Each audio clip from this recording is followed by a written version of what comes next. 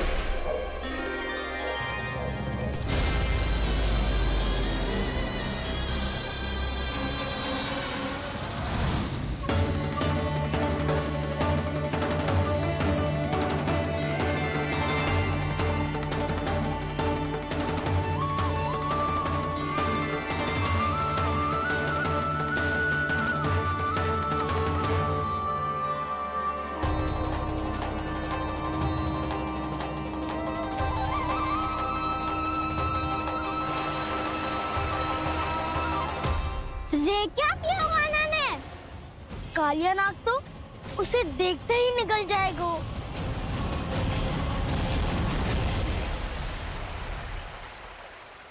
तो आरंभ से अब तक सब कुछ उसकी लीला का ही भाग था।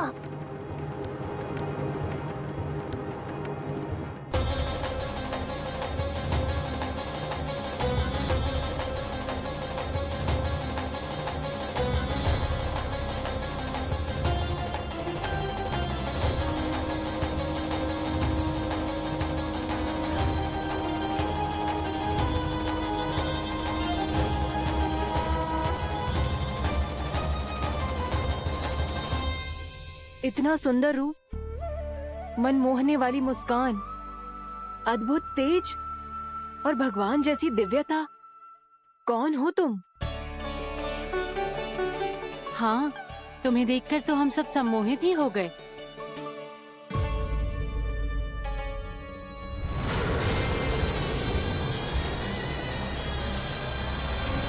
तुम जो भी हो बालक, वापस लौट जाओ। हमारा हृदय तुम्हें ही देखते रहना चाहता है, किंतु यदि हमारे पति जाग गए तो तुम्हें अवश्य हानि पहुंचाएंगे। ये बहुत विषैले है बालक, कालकोट जैसे भयानक। इनके विष से तुम नहीं बच सकोगे। नंदराज, कालिया नाग के विष का प्रभाव बढ़ते ही जा रहा है। पहले 8 कोस तक उसके विष का प्रभाव था, अब तो 1 योजन से अधिक क्षेत्र में फैलो है। जल पीने के प्रयास से अनेक पशु मारे गए हैं और नदी के निकट के वृक्ष और वनस्पति सब नष्ट होने लगे।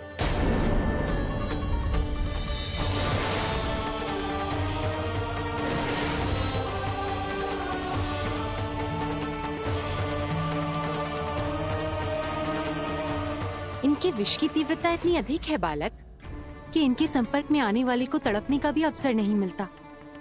इनके विष की अग्नि क्षण भर से भी कम समय में प्राण वायु को जलाकर राख कर देती है।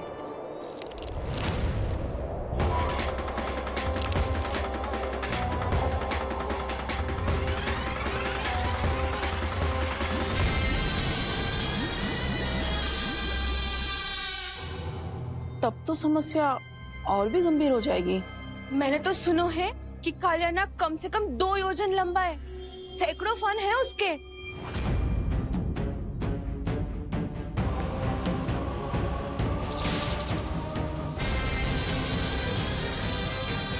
इसका अर्थ तो ये है कि हम दोनों ओर से फंस गए। एक और कंस को 1 कोटि कमल पुष्प देने, जो कि कालिया नाग के क्षेत्र में पड़ते, और दूसरी ओर उस कालिया नाग का विष यमुना जी के क्षेत्र में बढ़ता ही जा रहा। इसके कारण हम ही नहीं, निर्दोष पशु पक्षी भी संकट में।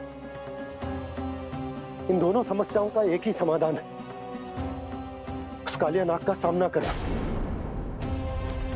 और ये ना समझ आ रहा कि हम ये करेंगे कैसे, क्योंकि ये बात साधारण मनुष्य के बस की ना है। हमारे लिए ये असंभव है।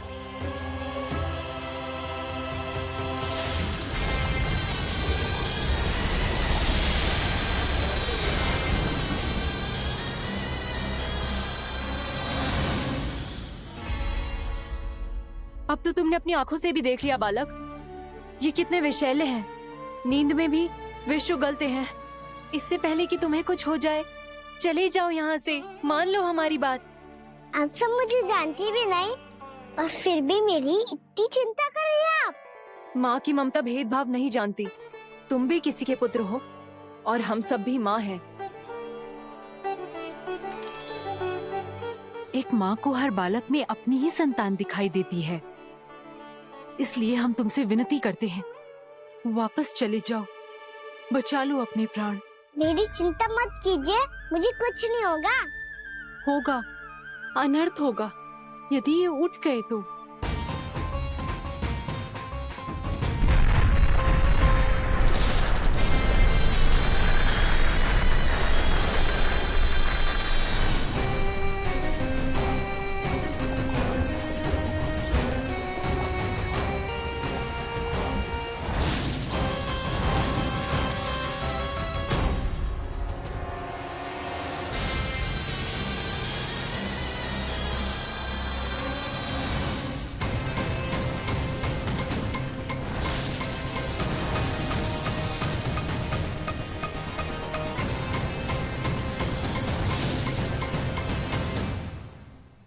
सामने होते हुए भी अपने इश्क को केवल वही देख सकता है जो अपना अभिमान त्याग चुका हो।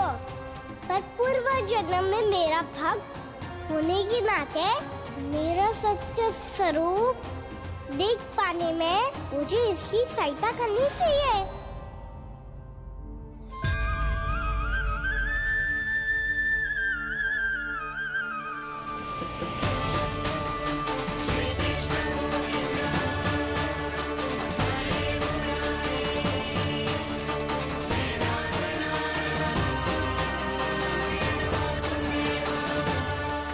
देखो हमारा छोटा सा कान्हा कैसे डट के खड़ा हुआ है। इतने विशालकाय, इतने महाभयंकर सबके सामने।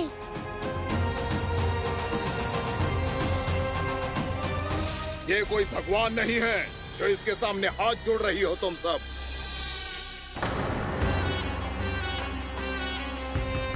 एक सामान्य साधारण बालक है ये, जो ये तक नहीं जानता कि इसके सामने है इसका काल, कालिया। तू कौन है बालक? मेरे इतने निकट आकर भी तू जीवित कैसे है? मेरी नहीं, अपनी चिंता करो कालिया। बहुत मनमानी कर ली तुमने। अब बस, मैं तुम्हें रोकना हूँ। अब बस, मैं तुम्हें रोकना हूँ। मैं तुम्हें रोकना हूँ। बित्ते भर का है तू, मेरे विष के बारे में जानता ही क्या है? और कहता है मुझे रोकने आया है। किससे?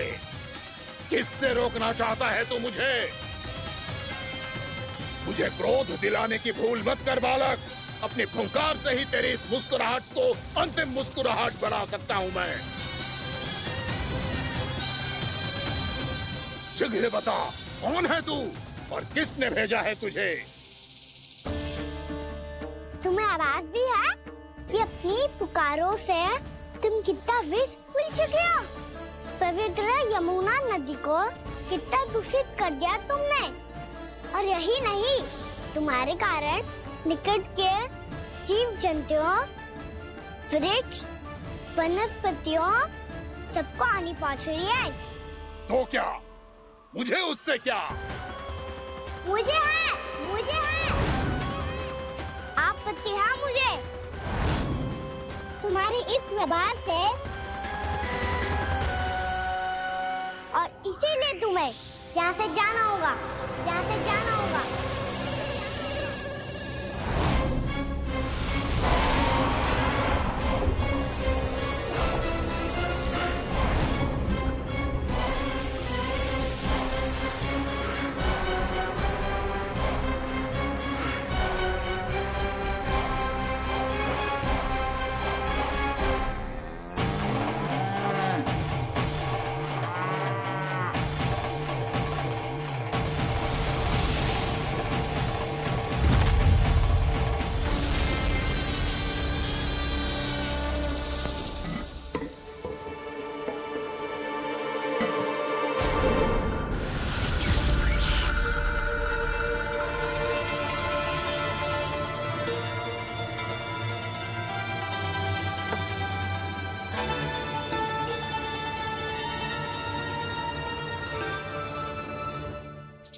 मुझे आदेश देने का साहस भी कैसे किया तूने?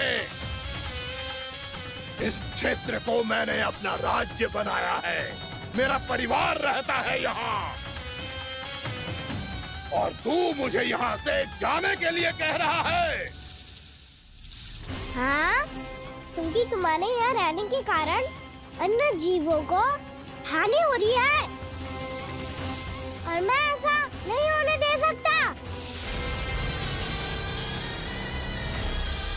मैं तो बस वही कर रहा हूँ जो एक सर्प का स्वभाव है। विष फैलाना स्वाभाविक है मेरे लिए, इसलिए मुझे चुनौती मत दे बालक। चुनौती तो मैं दे चुका हूँ कालिया। अब तो बस तुम्हें शिकार करनी है।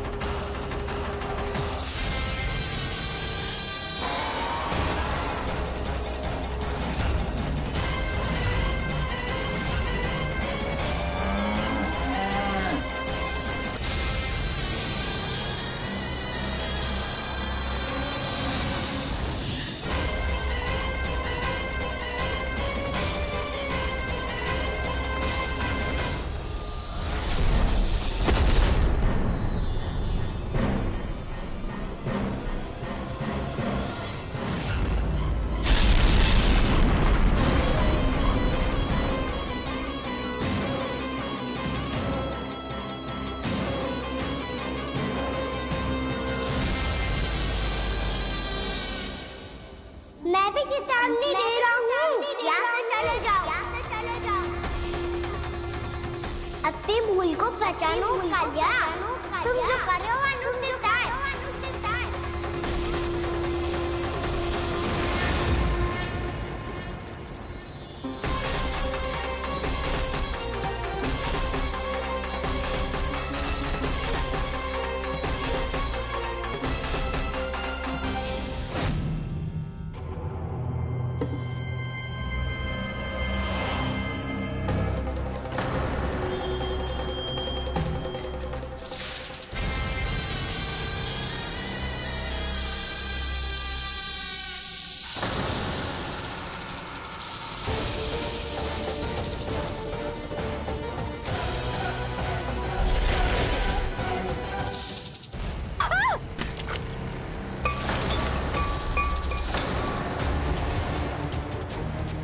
अब मैं आता हूँ। क्या हो गया सुधा? मुझे आवाज हो रहा है जी, कछु ना कछु गड़बड़ है। यशोदा, जो समस्या हमारे सामने है, हम सभी उसका समाधान खोजने में जुटे। तुम विश्वास करो, मैं कोई ना कोई समाधान अवश्य ढूंढ लूंगा। हम कैसे भी करके वो कमल के पुष्प उस कंस तक पहुंचा देंगे। नाना, समस्या उससे कहीं अधिक है, उससे कहीं अधिक बड़ी, उससे कहीं अधिक भयानक है।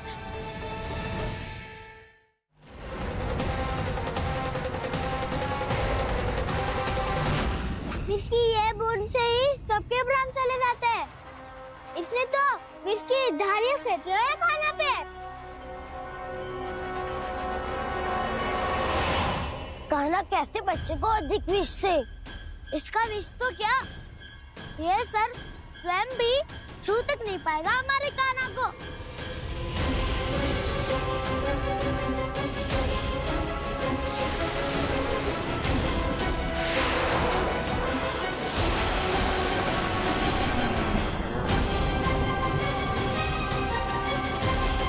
तुम्हारे सखा को, मेरे भाई को कोई हानि नहीं पहुंचा पाएगा। ये कान्हा का सत्य चाहे जो हो बलराम, पर अभी तो जो एक बालक ही है ना। देखो कैसे विष के कारण स्थिर हो गया है।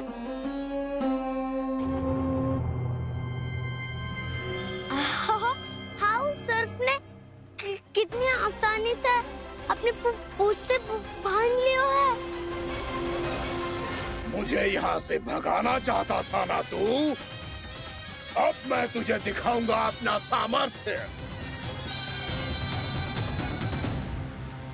ये मूर्ख किसे बांधना चाहता है अपनी पूंछ में? उन्हें जिनका विस्तार सारे ब्रह्मांड में है, या उन्हें जो स्वयं अनंत है? पर देवराज, प्रभु ऐसा करने ही क्यों दे रहे हैं कालिया को? आप सब भूल रहे हैं देवगण। कालिया पूर्व जन्म में प्रभु का बहुत बड़ा भक्त था। उसी भक्ति का फल मिल रहा है अब इसे। वैसे भी भक्तों के मन का भाव सबल हो तो भगवान तो सहज ही बंध जाते हैं।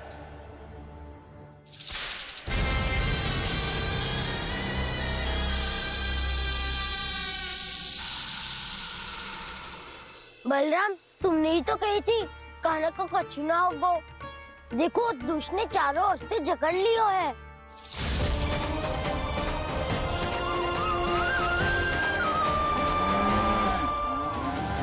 ये क्या कह रही हो तुम? जसोदा जी, क्या हुआ? घबरा क्यों रही हो आप?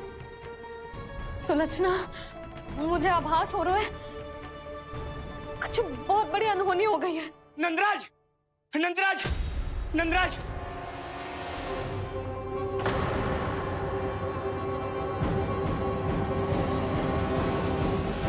नंदराज, कान्हा ने जमदग्नि नदी में छलांग लगा दी है। कान्हा ने जमदग्नि नदी में छलांग लगा दी है। कान्हा ने जमदग्नि नदी में छलांग लगा दी है।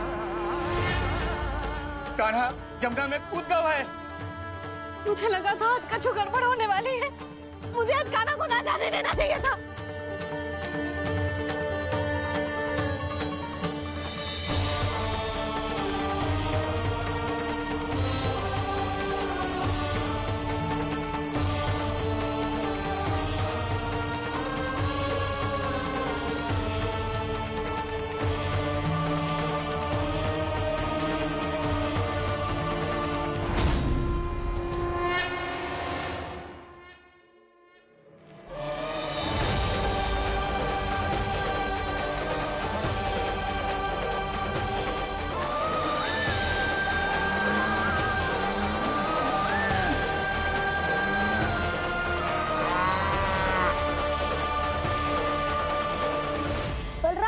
कछु करो ना।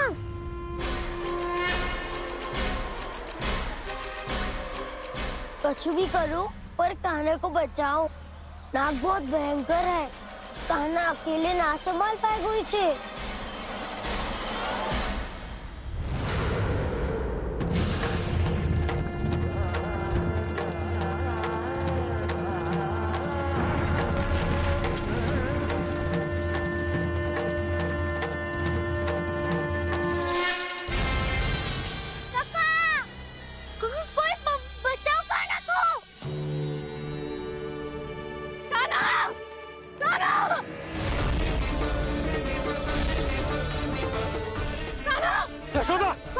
यशोदा रुको।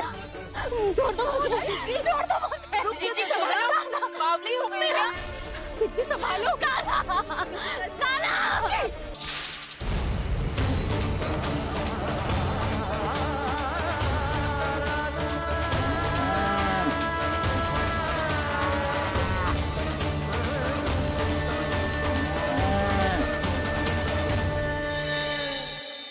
यशोदा, यशोदा, देखो इन गोप गोपियों को, इन गैयाओं को। इन सब के मन में भी तुम्हारी भांति ही ममता भरी हुई।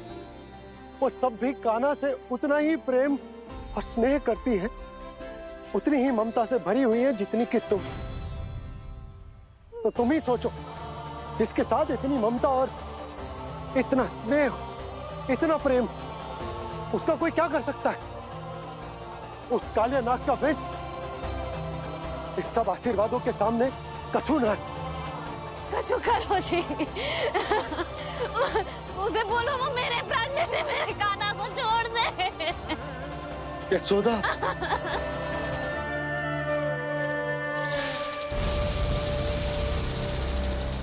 केवल इन्हीं में नहीं देवराज, नाग पत्नियों के हृदय में भी ममता का वही प्रेम उमड़ रहा है।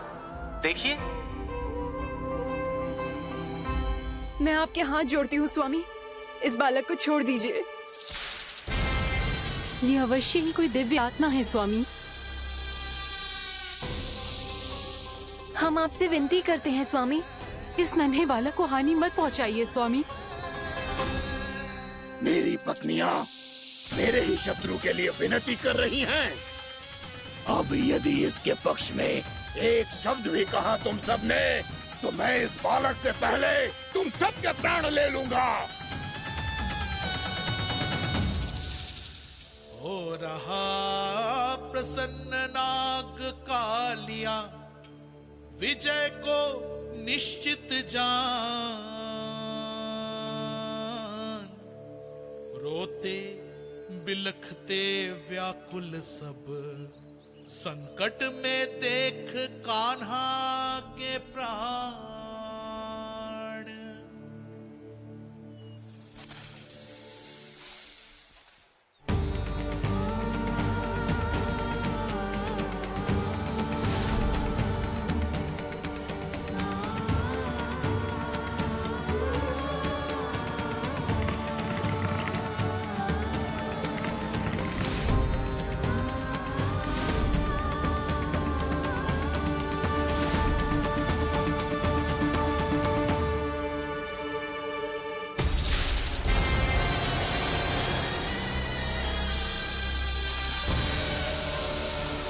कुछ करो जी, मेरे लल्ला को बचा लो, कोई तो कुछ करो। जीजी संभालो जसोदा। यशोदा, यशोदा तुम शांत हो जाओ, मैं कान्हा को वापस लेकर आऊंगा। मैं रक्षा करूंगा उसकी। ना नंदराज, नंदराज नहीं। कम से कम आप तो समझो नंदराज, कालिया के पास आप जाओगे तो आप भी फंस जाओगे।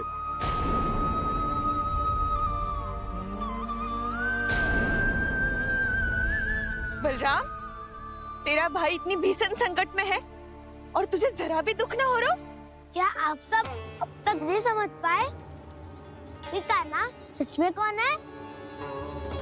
छोटे बाबा, आप तो उसका सत्य जानते हैं ना?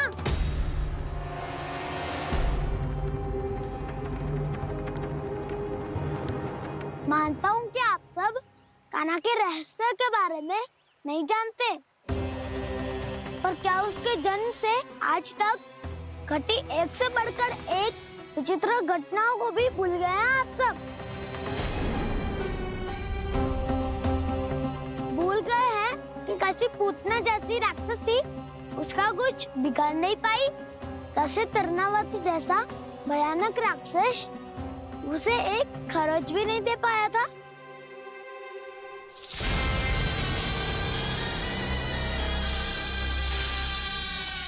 आप सबने अपनी आंखों से देखा था ना, बकासुर से कान्हा की रक्षा करने देवता स्वयं आए थे, पर सत्य तो ये है कि वह सभी देवता भी उस असुर के सामने असमर्थ हो गए थे। तब कान्हा ने बहुत ही आसानी से उस भयंकर असुर का वध किया था, एक ही बार में धराशायी कर दिया था उसे। तो आप सभी सोचिए, बार बार ऐसे असाधारण कार्य करने वाला बालक साधारण कैसे हो सकता है? अब तो आरंभ से ही सारा सत्य जानते हैं छोटे बाबा।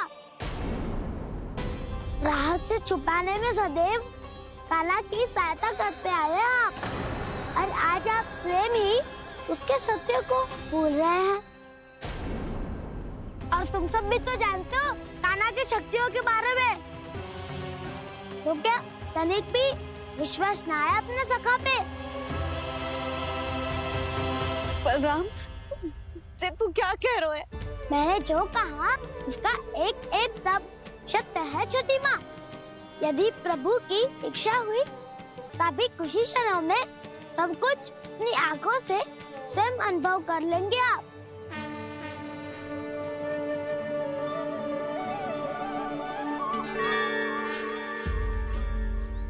शांताकारं भुजगशयनं पद्मनाभं सुरेशं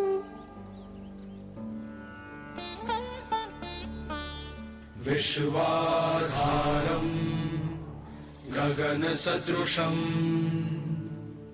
मेघवर्णं शुभांगं लक्ष्मीकान्तं कमल नयनम योगी वीर ध्यान गम्यम वंदे विष्णु भवभयहरम सर्वलोकैकनाथम।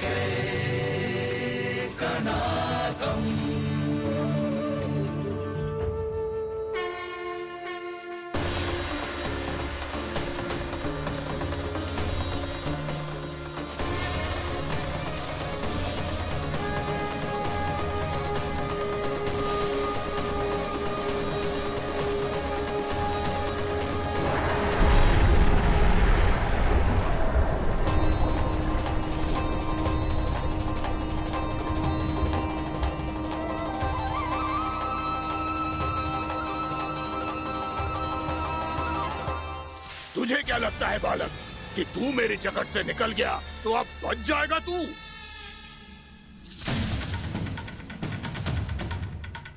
मेरे विष से अपनी प्राण रक्षा करने में सफल रहा, मेरी जगत से भी छूट गया, पर मेरे दंश से नहीं बच पाएगा।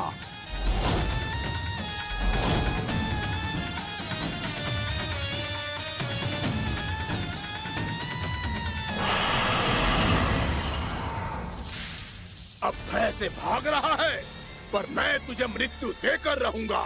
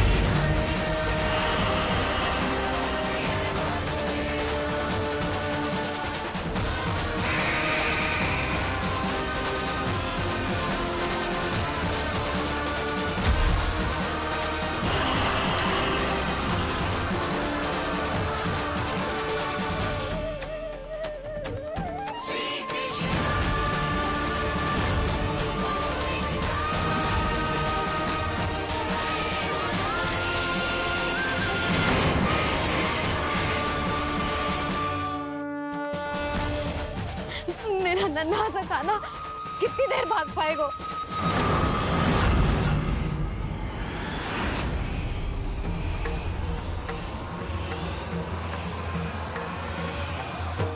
और कितनी प्रतीक्षा करोगे मेरी भक्त कालिया? भक्त नहीं, काल हूँ मैं तेरा। जब अहंकार का मुकुट बुद्धि को ढक लेता है तो भक्त अपने भगवान को भी नहीं पहचान पाता। व्यर्थ की पहेली में मत उलझा बालक, ना मैं भक्त हूँ और ना तू भगवान।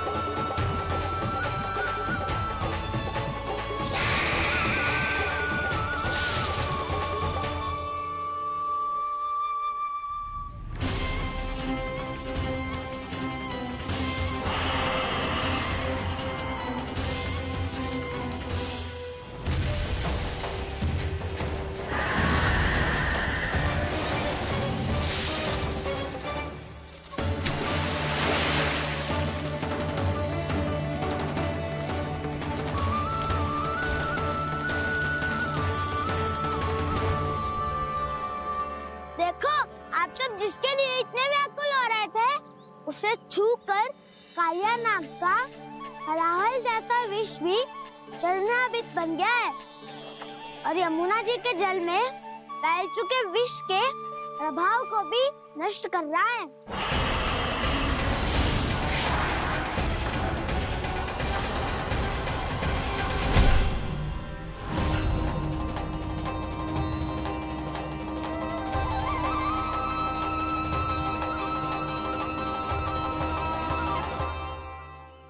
धर्म रक्षक, अधर्म विनाशक प्रभु श्री कृष्ण का कौशल सचमुच अद्वितीय है।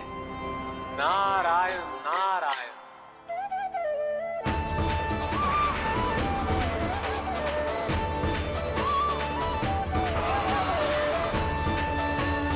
मेरा भार तुम्हारे भीतर के अहंकार का प्रतीक है कालिया।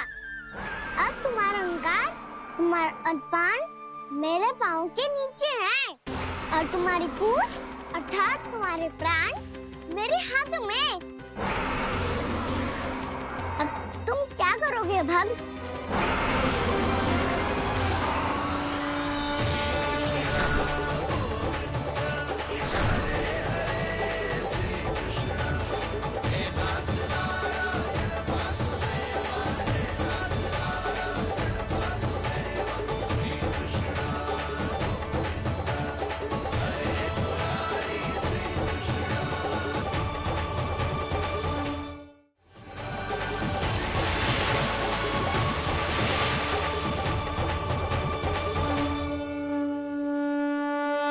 प्रभु, भले ये आपको पहचानने में असमर्थ हो, पर हम सब ने आपको पहचान लिया है। हाँ प्रभु, एक भक्त होने के नाते और एक अर्धांगिनी और माँ होने के नाते मैं आपसे इनके प्राणों की भिक्षा मांगती हूँ। अपनी कृपा दिखाइए और इन्हें क्षमा कर दीजिए। आपके लिए मित्र और शत्रु में कोई अंतर नहीं प्रभु। उसी तरह आपकी कृपा और दंड में भी कोई अंतर नहीं। दोनों दया ही तो है, अकारण ही किसी को प्राप्त नहीं होती। हमें विश्वास है कि हमारे पति को मिला ये दंड कोई अभिशाप नहीं है, आपका वरदान है। ये सत्य है प्रभु कि इनसे बहुत से पाप हुए हैं।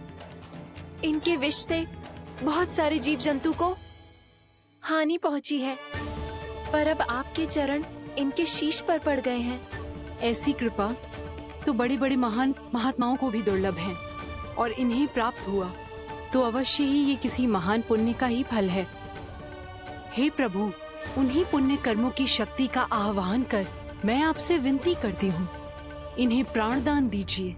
मैं अपने इस भक्त को क्षमा अवश्य करूंगी देवियों, यदि ये अपने अहंकार को त्याग कर मुझे पहचान ले तो।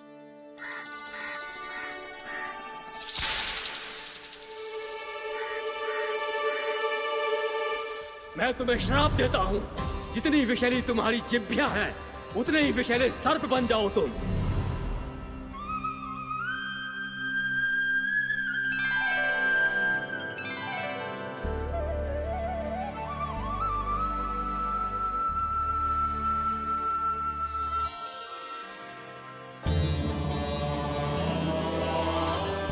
नारायण, मुझे क्षमा कीजिए नारायण।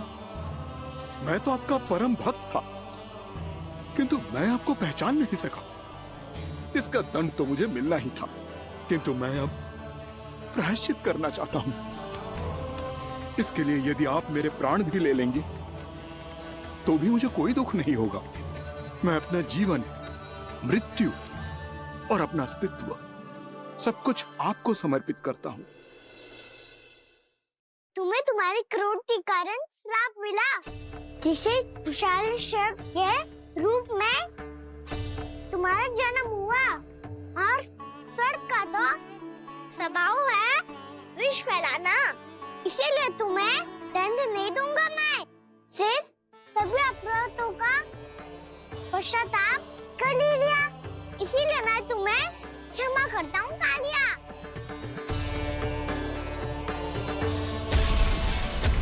पर तुम्हें यहाँ से दूर समुद्र के बीच जाकर रहना होगा, जहाँ किसी निर्दोष का जीवन तुम्हारे विष से प्रभावित ना हो। मैं चाहकर भी आपकी इस आज्ञा का पालन नहीं कर सकता। मैं असमर्थ हूँ प्रभु, क्योंकि यदि मैं इस क्षेत्र को छोड़कर गया तो मेरी मृत्यु निश्चित है। आपसे क्या छुपा है प्रभु? आप तो जानते हैं कि सर्प जाति और आपके वाहन गरुड़ के बीच अनंत शत्रुता चल रही है, जिसका प्रारंभ नागों के द्वीप नागालय से हुआ था। उस द्वीप पर छोटे जीवों को निगल जाने के लिए सर्प थे और गरुड़ को सर्पों का स्वाद बहुत प्रिय था, इसलिए वो बार बार नागद्वीप जाने लगा था। पर इस कारण पूरी सर्प जाति उससे आतंकित हो गई थी, इसलिए जब भी गरुड़ वहाँ पहुँचता तो सभी सर्प छिपने लगते। जब गरुड़ को इसका आभास हुआ तो उसे बड़ा क्रोध आया और वो उत्तेजना में भरकर सर्पों का शिकार करने लगा। भूख ना होने पर भी उन्हें मारने लगा। अब सर्पों के प्राण हरना उसके लिए खेल बन गया था। इस भीषण समस्या का समाधान ढूंढने के लिए पूरी सर्प जाति महान सर्प वासुकी के सामने इकट्ठी हुई। हे महान वासुकी, हमारी सहायता कीजिए। नागद्वीप पर गरुड़ ने आतंक मचा दिया है। पहले तो वो हमें अपना भोजन बनाता था, लेकिन अब हम उसके खेल का साधन बन चुके हैं। भूख हो या ना हो, जब तब आकर वो हमारे प्राण हर लेता है। अनुचित हिंसा के इस प्रथा का आरंभ सर्पों ने ही किया है। पहले आप सबने पूरे द्वीप पर अधिकार कर लिया, फिर आहार के साथ साथ आनंद के लिए भी आप सभी ने निर्दोष जीवों की हत्या की। और जब सृष्टि का संतुलन बनाए रखने के लिए गरुड़ आपको अपना आहार बनाने आया, तो आप सब अपने प्राणों की रक्षा के लिए छिपने लगे। तो फिर गरुड़ का उत्तेजित होना तो स्वाभाविक ही था। नागनाथ, जो हमने अन्य जीवों के साथ किया वही अब हमारे साथ हो रहा है, परंतु ये भी तो सृष्टि के संतुलन के विरुद्ध ही है ना? अवश्य है, इसलिए मैं गरुड़ से चर्चा करूंगा। धन्यवाद प्रभु।